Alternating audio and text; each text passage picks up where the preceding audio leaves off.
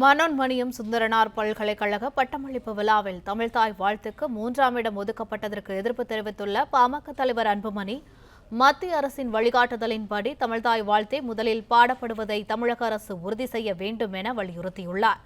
இது தொடர்பான கூடுதல் விவரங்களை எமது செய்தியாளர் ராஜகுமரன் வழங்க கேட்கலாம். வணக்கம் ராஜகுமரன், மேலும் விவரங்கள்.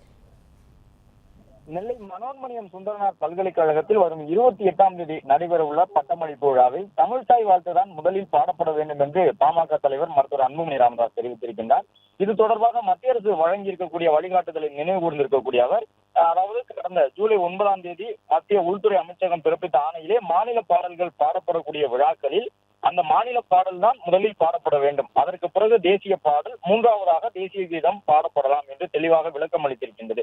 ஆனால் அதையும் மீறி நெல்லை மனோன்மணியம் சுந்தரனார் பல்கலைக்கழகத்தில் ஆளுநர் மாளிகை தரப்பிலிருந்து முதலில் தேசிய பாடல், அதன் பிறகு தேசிய கீதம், மூன்றாவதாகத்தான் தமிழ்தாய் வாழ்த்து பாடப்பட வேண்டும் என்று ஆளுநர் மாளிகை கட்டாயப்படுத்துவதையும் அதை பல்கலைக்கழகத்தினுடைய துணைவேந்தர் ஏற்றுக்கொள்வதையும் ஏற்க முடியாது என்று பாமக தலைவர் அன்புமணி தெரிவித்திருக்கின்றார். ஏனென்றால் தமிழ்தாய் வாழ்த்து பாடலை எழுதியவருடைய பெயரால் அமைந்திருக்கக்கூடிய பல்கலைக்கழகம் அது நெல்லை மனோன்மணியம் சுந்தரனார் பல்கலைக்கழகம். அப்படிப்பட்ட பல்கலைக்கழகத்திலேயே தமிழ்தாய் வாழ்த்து பாடல் 3வது இடத்திற்கு தள்ளப்படுவதை ஏற்க முடியாது. வரும் 28ஆம் தேதி நடைபெற உள்ள பட்டமளிப்பு விழாவிலும் தமிழ்தாய் வாழ்த்து தான் முதலில் பாடப்பட வேண்டும், இதை தமிழ்நாடு அரசும் பல்கலைக்கழக நிர்வாகமும் உறுதி செய்ய வேண்டும் என்று அன்புமணி வலியுறுத்தியுள்ளார்.